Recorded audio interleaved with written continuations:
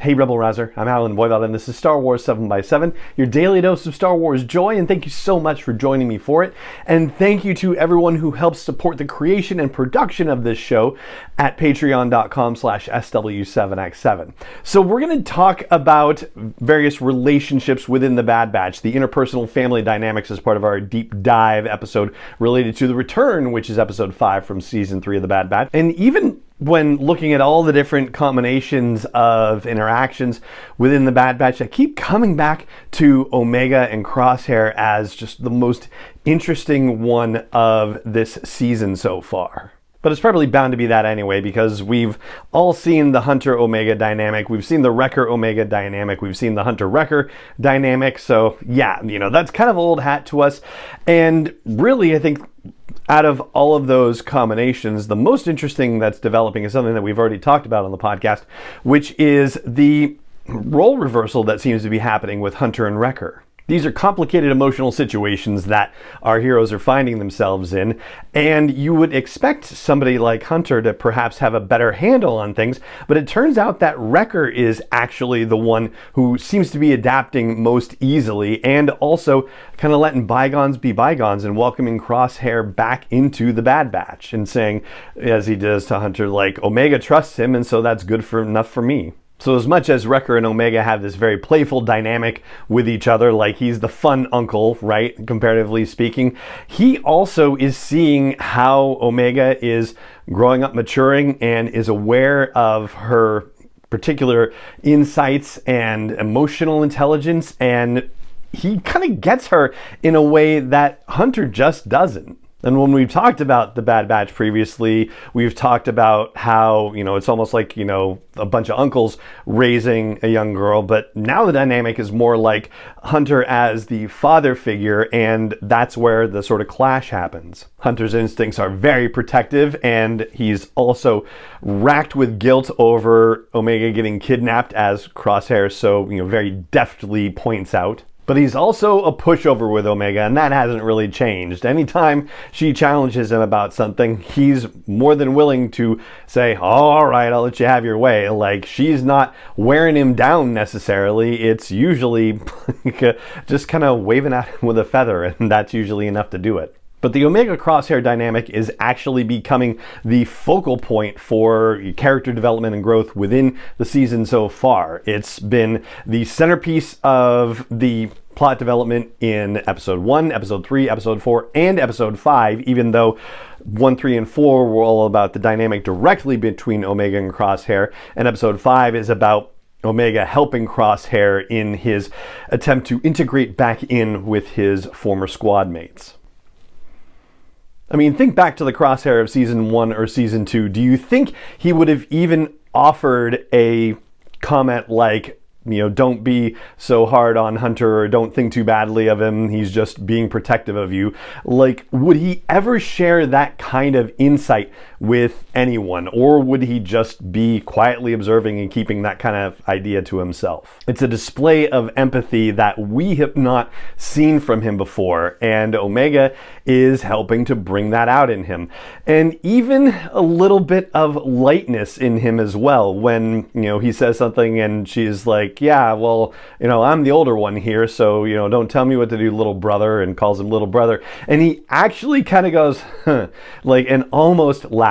Almost laughs. Like, it's just the tiniest laugh, but it is just the wonderful little ray of sunshine that we need out of Crosshair. I don't know if that guy has ever been happy in his life. He certainly hasn't been happy for quite a long time, but it seems like there's a possibility that he could find his way there, maybe, and just let go a little bit. And Omega is the person who is going to help him do that. We mentioned a bit about the softening that we're seeing with him yesterday in our breakdown episode about The Return, when after they escape from the giant worm and Badger comes up to him, he actually pets Badger, which is the first kind of gentle interaction that he has shown with Badger. He's just been mostly annoyed by him, or annoyed that Omega has demonstrated a commitment to Badger. But no, this is actual tenderness that we're seeing here. Not to mention the moment when Crosshair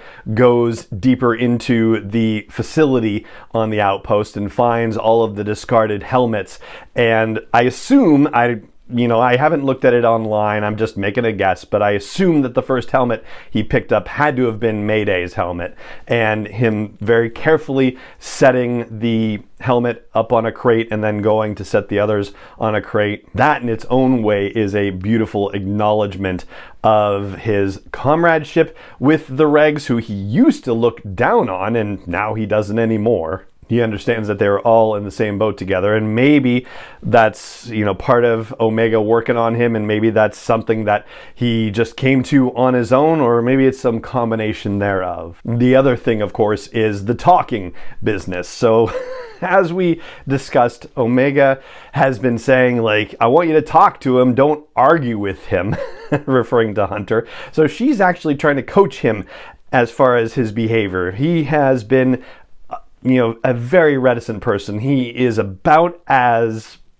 patterned on the man with no name, Clint Eastwood kind of stereotype as any other character you might see in Star Wars storytelling. And Omega's trying to break him of that habit, even against his own particular wishes, because I think he would just as soon be left alone. And Omega, this is her next step of not giving up on Crosshair. It was as limited as just visiting him in the prison cell and making herself be a presence in his life, be a beacon that he could count on even when he didn't want her to be there. And she hasn't stopped. She knows that there's still a long way to go with Crosshair. And so now that the next step has been taken, now that he's free, now that he's back with the members of the Bad Batch, she knows that there are next steps for his socialization for all intents and purposes.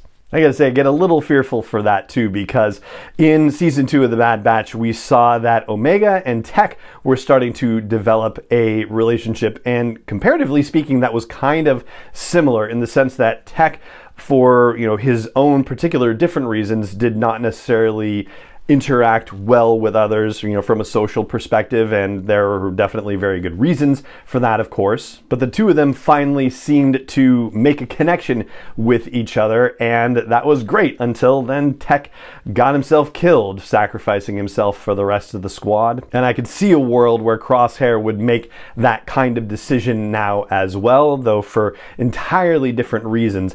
It would be, in Crosshair's situation, a resolution that not only is this what he has to do, but it's also that this would be redemption. This would be sort of a guilt-motivated action, or possibly a decision that maybe he isn't worth redeeming. And so this is something else that Omega is working on with him, and will hopefully end up preventing another tragic end to a member of the Bad Batch. So yeah, we're a third of the way through the final season of the Bad Batch. Gosh, that sounds insane to say.